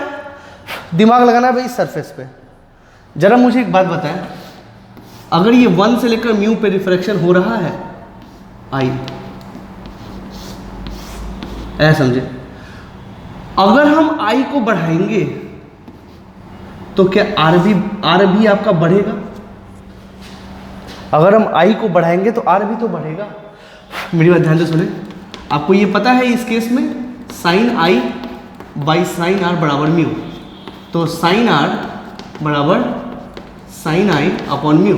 म्यू तो कांस्टेंट है, तो दोस्तों जाहिर सा बात है कि अगर आई, यहाँ भी साइन आई है और यहाँ भी साइन आर है, तो अगर आई बढ़ेगा तो आर को भी बढ़ना ही पड़ेगा, क्योंकि यहाँ भी साइन ही है। आई बढ़ेगा तो साइन आई बढ़ेगा, और साइन आई बढ़ गया तो साइन आर का वैल्यू बढ़ जाएगा, और साइन आर का वैल्यू बढ़ गया मतलब आर बढ़ जाएगा। आप ऐसा समझिए कि अगर नॉर्मल इंसिडेंस है तो एंगल आर कितना है? 0। अगर एंगल आई 30 डिग्री है तो फिर एंगल आर बढ़ेगा कि नहीं बढ़ेगा? कुछ ना कुछ आएगा कि नहीं आएगा? आएगा। उसी तरह अगर हम बढ़ाते चलेंगे तो आपका आर भी क्या होगा? बढ़ता चलेगा। तो कहने का मतलब है रेयर से डेंसर केस में जब हम आई बढ़ाते हैं तो आर भी बढ़ता है, ठीक है। तो अगर हमको R1 मैक्सिमम चाहिए तो आई को क्या होना पड़ेगा? मैक्सिमम। यहां लिखते हैं R1 maximum takes place when I is maximum, जब आई मैक्सिमम होगा। और आई मैक्सिमम क्या होगा? आई मैक्सिमम का वैल्यू क्या होता है? 90 डिग्री। यानी कि आई क्या हो जाए? 90 डिग्री।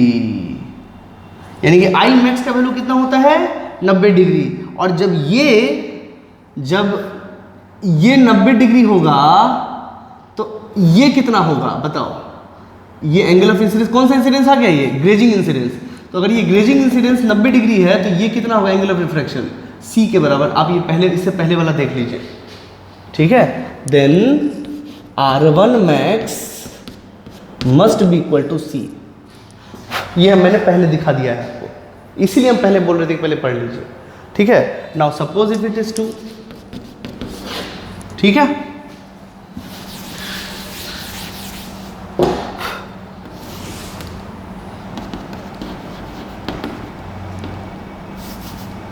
यूजिंग 1 in 2 जब हम पुट करेंगे it would be R2 minimum बराबर A minus R1 max, and R1 max is how much, C।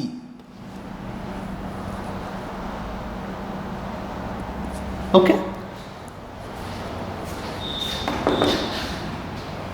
ठीक है। अच्छा, अब R2 मिनिमम जो है वो ग्रेटर देन C होना चाहिए, देख लीजिए वहां पे, यानी कि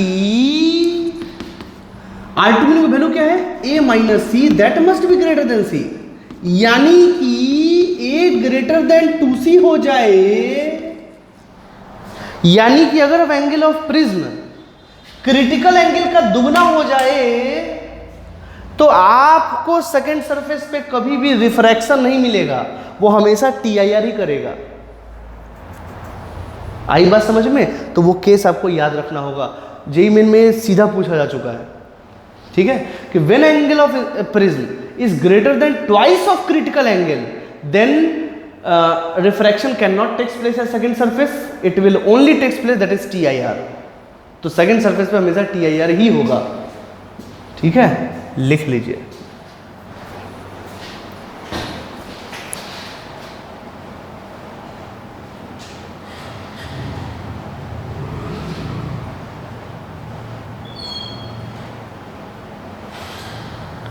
ओके,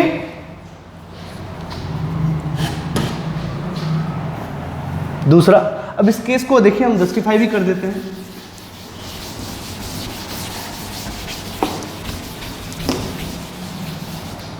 फॉर एग्जाम्पल कि इफ सपोज करिए ऐसा, मैंने आपको ये दे दिया, ठीक है, कि this A is equal to 60 degree, ऐसा मैंने दे दिया, ठीक, और इसका म्यू दे दिया √2। अब हम आपसे पूछें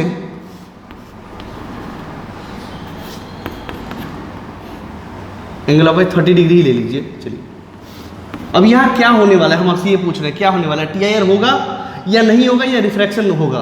तो उसके लिए पहले चेक करना पड़ेगा, आपको डायरेक्ट नहीं करना होगा, पहले चेक कर लीजिए कि साइन C कितना है, C कितना है। तो sine C for this case is 1/√2, तो C कितना हो गया 45 डिग्री। तो अगर C 45 डिग्री है और A कितना है, 1 मिनट, कुछ गड़बड़ करा क्या, हाँ सॉरी, ऐसा ले लीजिए इसको, A taking to be 100 degree, ऐसा, ठीक है, 100 डिग्री, तब A देखा जाए 100 डिग्री है। तो अब मुझे केस चेक करना होगा, क्या A 2C से बराबर है, तो 2C बराबर 90 डिग्री, तो हाँ भाई A जो है वो ग्रेटर देन 2C है, तो आंसर है कि यहाँ पे आपका रिफ्रैक्शन नहीं होगा, वो TIR करेगा, वो 100% क्या करेगा, TIR होगा हर हाल में, ठीक है। खैर इस केस को हम और इलेबोरेट नहीं करते हैं, रहने देते हैं यहीं पे।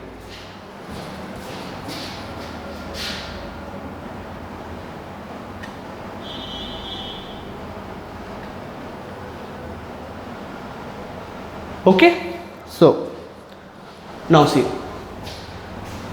तो ये हो गया केस कौन सा, जब हमेशा TIR होगा। तो आप एंगल A चेक करके बता सकते हो, ठीक है। चलिए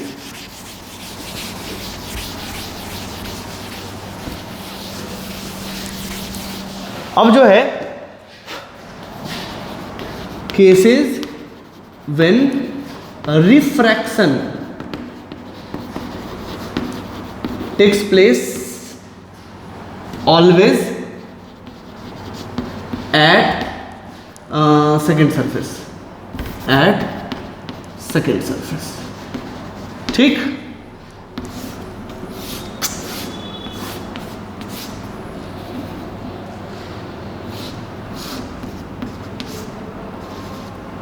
ध्यान दीजिए, ये R1, ये I और ये एंगल R2, ध्यान से, दिस इज ए, ठीक है। तो अब कहने का मतलब ये है कि अगर R2 का जो मैक्सिमम वैल्यू हो, अब R2 का जो मैक्सिमम वैल्यू जितना हो सकता है उससे ज्यादा नहीं हो सकता R2, अगर उसका मैक्सिमम वैल्यू ही C से छोटा है, यहां पे C बनेगा तब ना TIR होगा, हम ये कह रहे हैं कि R2 का जो मैक्सिमम पॉसिबल वैल्यू जो बन सकता है वही C से छोटा है, तो थोड़ी ना TIR होगा, तब तो हमेशा रिफ्रैक्शन होगा।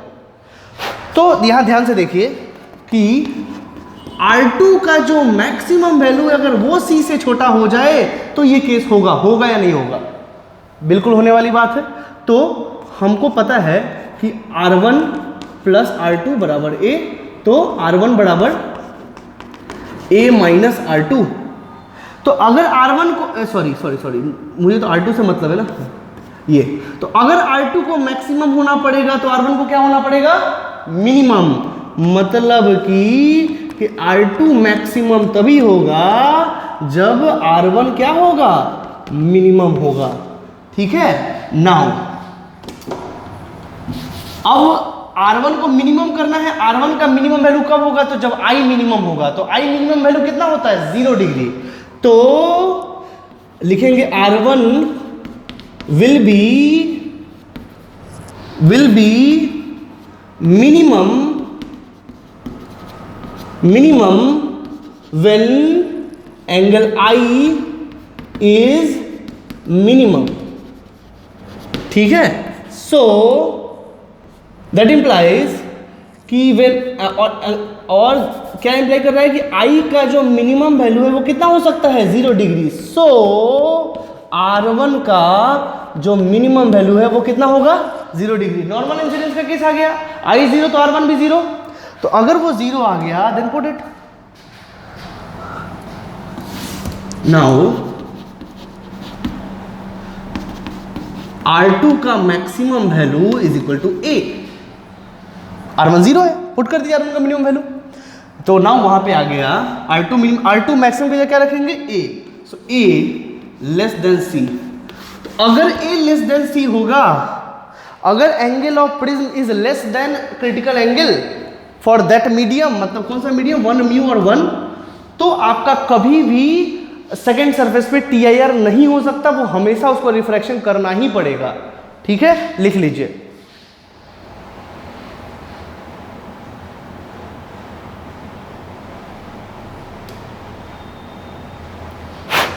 ठीक है, लिख लीजिए।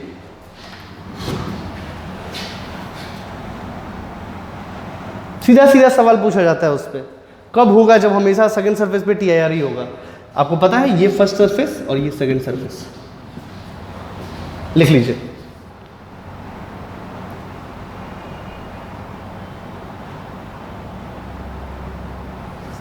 नाउ अब हम इस केस को समराइज कर देते हैं।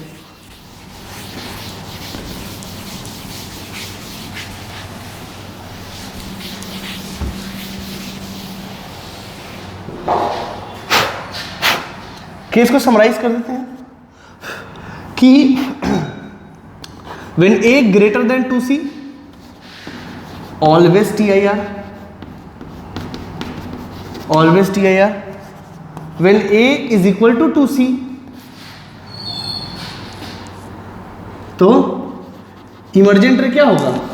अगर 2C हो जाएगा तो वो क्या होगा? वो इसी पे आएगा, इस पे, यानी कि इसी सरफेस पे आएगा, क्योंकि उस समय तो C बन जाएगा ना, ये है ना। तो if A greater than 2C, emergent रे स्वीप्स अलोंग सेकेंड सरफेस,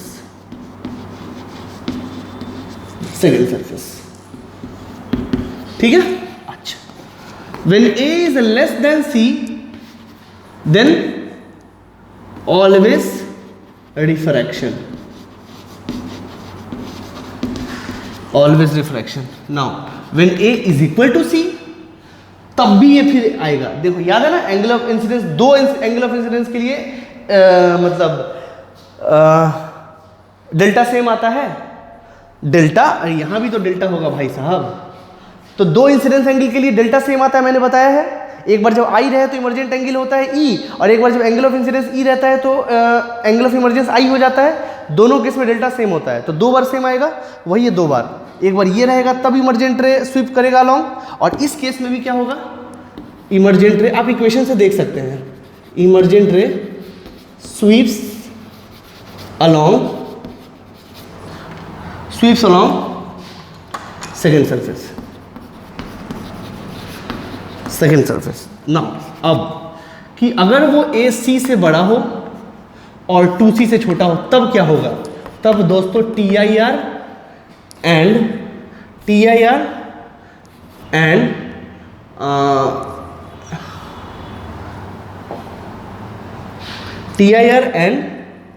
क्या बोला, TIR और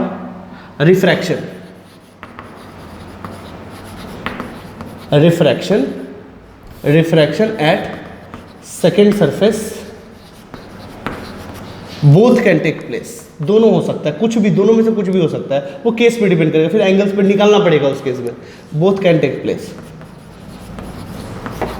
both can take place. Is this okay? Okay friends, now let us take few examples to understand this concept.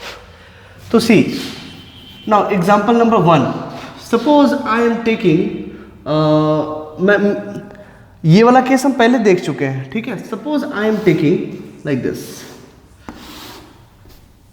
This to be suppose 30 degree, okay, and suppose if I am asking you कि suppose this is given i and like this and it is like this, okay. मुझे ये जानना है कि ये जो रे है ये इधर जाएगा या अपने ही मीडियम में वापस लौटेगा, ठीक है, एंड इट इज गिवन √2, ठीक है। Then in my mind there is a question कि क्या ये उधर जाएगा और it will return like this TIR, it will perform TIR. So for this we have to just find critical angle. Now what is critical angle? Sin C is equal to, that is 1 upon √2, and similarly from this expression we can see that C must be 45 degree. Is this okay? तो अगर C 45 degree है तो क्या A 45 degree से ज़्यादा है? Answer है नहीं। For this question A is less than C. तो किस कॉन्सेप्ट किस में आया ये? इसमें आया ये। मीन्स ये हमेशा रिफ्लेक्शन करेगा, हम आसानी से उधर जा सकते हैं, उसमें कहीं से कोई दिक्कत नहीं है। Is this okay? So this is the case.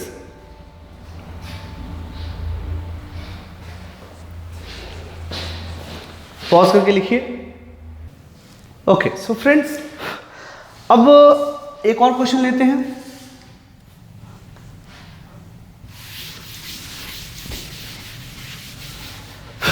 Suppose in another question it is given like this. Suppose ये 30 डिग्री दिया हुआ है, ठीक है, and this is given to be 60 degree suppose. अब ये किधर जाएगा, ठीक है, तो उसके लिए सबसे पहले हमको C चेक करना होगा। तो ये भी √2 ले लीजिए, ठीक है। तो C यहाँ भी आएगा 45 डिग्री, पिछले तरीके से हम लोग निकाल सकते हैं, ठीक है। अब देखिए 45 डिग्री, अच्छा क्या A ग्रेटर देन 2C है?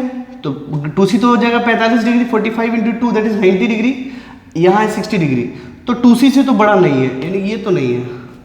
क्या ये A लेस देन C है? तो ये 45 से ज़्यादा है, नहीं, ये भी नहीं है, ओके। तो ये कौन सा वाला केस है? तो ये वाला केस है दोस्तों कि ये मतलब C से बड़ा है और छोटा है 2C से, यही केस है। यानी कि we are falling in this condition, तो कुछ भी हो सकता है। तो इस केस में वी कैन ऑल्सो चेक कि कब ये TIR करेगा और कब रिफ्रैक्शन करेगा, हम चेक भी कर सकते हैं। तो वी कैन चेक इट, तो हम लोग चेक कर लेते हैं अभी।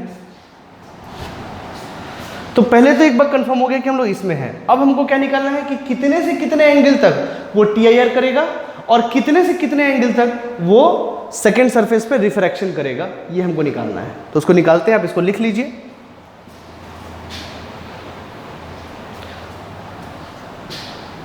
पॉज करके लिख लीजिए। चलिए तो हम निकालते हैं। सपोज दिस इज √2, अगर देखा जाए तो ये है N1, ये है N2, तो दिस मस्ट बी R1। ये क्या है? R1, ठीक है। तो ये R1 कैसे निकाल सकते हैं? रिफ्रैक्शन फॉर्मूला से। यहाँ 1 है, यहाँ 1 है, दैट इज 1 इंटू साइन 30, इधर में 30 है, that is equal to √2 times sine R1। So what is sine R1? Sine R1 that is 1/2√2। ठीक है, अब ये तो बड़ा अलूल जलूल सा है, ये कभी आपने पढ़ा थोड़ी ना है, तो घबराओ नहीं, आपको आएगा भी नहीं, इस टाइप का सवाल नहीं आने वाला। ठीक है, आपको हालांकि ये निकाला जा सकता है ट्रिग्नोमेट्रिक टेबल पे या फिर कैलकुलेटर से, बट ये आपको ऐसा सवाल कभी जीवन में पूछा नहीं जाएगा, आप घबराए ना बिल्कुल भी। मुझे समझाना है इसलिए हम ऐसा यूज़ कर रहे हैं, हालांकि ये भी केस आपके बियॉन्ड ही है, बट बेटर अंडरस्टैंडिंग के लिए, ओलंपियाड वगैरह के लिए ये ज़रूरी होता है। ठीक है, इसलिए मुझे लेना पड़ेगा। So I am taking the help of this calculator, this is called scientific calculator, so we can use. So that is 2√2 divided by answer, that is sin inverse, sorry, okay. So if we take 2√2 1 divided by answer sin inverse, yes it is coming approximately 21 degree.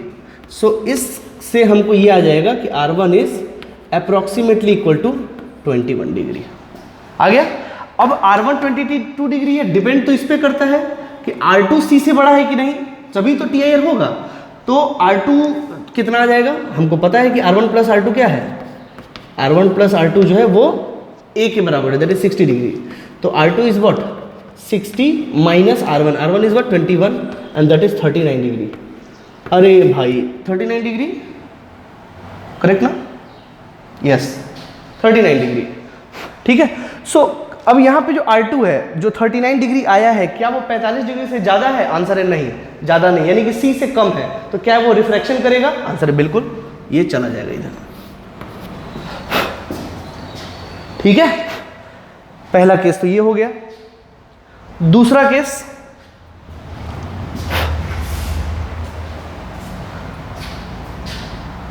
लिख लीजिए।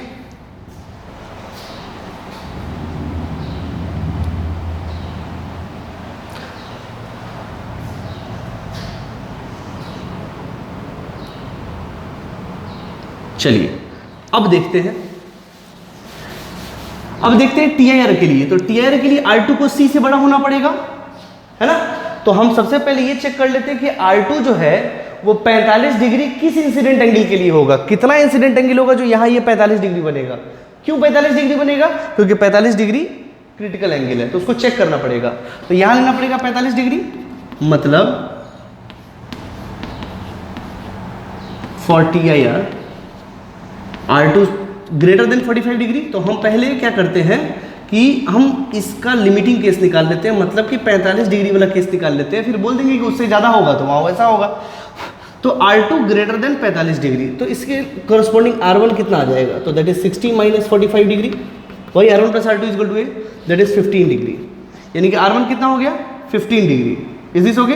अब इस R1 के corresponding यहाँ पे I कितना होगा इस केस में? इस केस में I, आप फिर से फिगर बना लीजिए, I कितना होगा तो उसको वैसे ही निकालेंगे, that is 1 into sine I is equal to √2 times sine 15 degree. So you will get I is equal to, that is sine 15 into √2 and sine inverse, that comes to be 21.47, that is 21.5 degree approximately. Is this okay? हाँ sir, आप better to 21.47 है तो approximately 21.5 degree है। मतलब इसका क्या है? इसका मतलब ये है कि सर आप अभी लिए थे 30 डिग्री तो वो पार कर गया था, लेकिन अभी 21.5 डिग्री है तो इस पे है, C रहेगा तो इसी पे आएगा ना, इसी सरफेस पे। और अगर इससे ज़्यादा है तब तो सर वो TIR करेगा, मतलब सॉरी इससे कम है। मतलब सुने, R2 होना चाहिए कितना? Greater than 45 degree. अब R2 कितना है? तो 60 minus R1 greater than 45 degree. ठीक है, समझ में आ रहा है? तो ग्रेटर करने के लिए अगर ये बड़ा करना है तो इसको छोटा होना पड़ेगा। R1 जितना छोटा होता चलेगा उतना ये बड़ा होता चलेगा। ठीक है, मेरा कहने का, और R1 जितना छोटा होगा उतना ही छोटा I भी होगा। मतलब अगर I 21.5 डिग्री से कम है तो वो TIR करेगा, और 21.5 डिग्री से ज़्यादा है तो वो रिफ्रैक्शन करेगा यहाँ पे, अभी दिखाया भी था 30 लिया था तो रिफ्रैक्शन कर रहा था ना उधर। तो इससे हमको एक चीज़ मिला कि if in this case I is greater then 0 degree and less than 21.5 degree, ठीक है। तो ये क्या करेगा, TIR, ठीक है। And I greater than 21.5 degree and less than 90 degree it will do refraction, और मैंने दिखाया भी है आपको रिफ्रैक्शन, ठीक है। अच्छा, अब पूछोगे कि सर I अगर यहाँ पे तो इक्वल टू का साइन है नहीं, तो अगर I 21.5 डिग्री होगा तो क्या होगा, तो स्वीप ऑन सेकेंड सरफेस, ये सेकेंड सरफेस पे स्वीप कर जाएगा, स्वीप ऑन सेकेंड सरफेस। तो ये हुआ पूरा एनालिसिस, ठीक है। आपके नॉलेज के लिए है ये, इसको देख लीजिए, आप पॉज करके लिख लीजिए।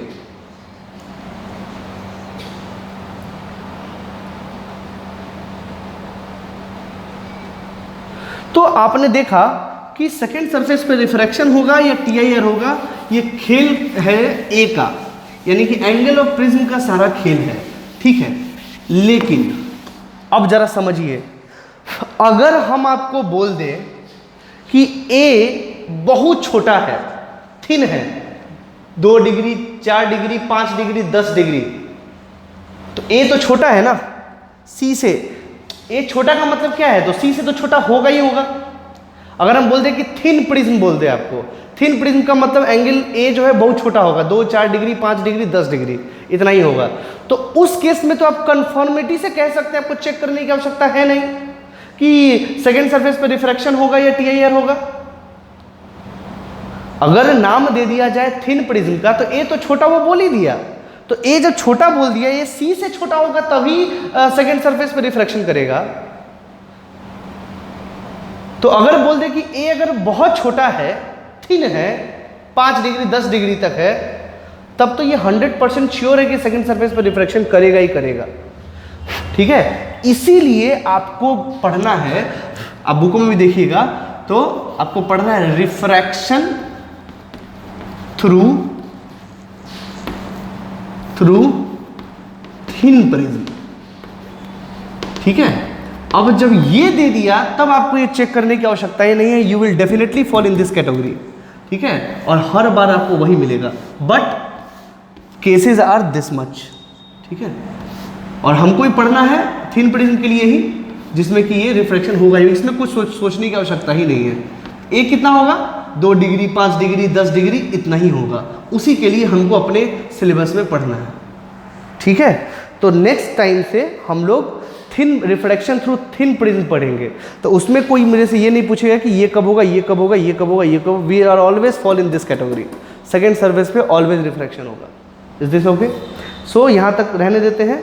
नेक्स्ट लेक्चर में प्रिज्म के बारे में थोड़ी और कहानी पढ़ेंगे, एंगल ऑफ डेविएशन और अच्छे तरीके से, मिनिमम मतलब थिन प्रिज्म के लिए मिनिमम एंगल ऑफ डेविएशन क्या होता है, यही मेरे लिए मोस्ट इंपॉर्टेंट है, ठीक है। तो उसको हम लोग नेक्स्ट लेक्चर में देखेंगे, and then after will move towards rainbow and all. Okay, thank you.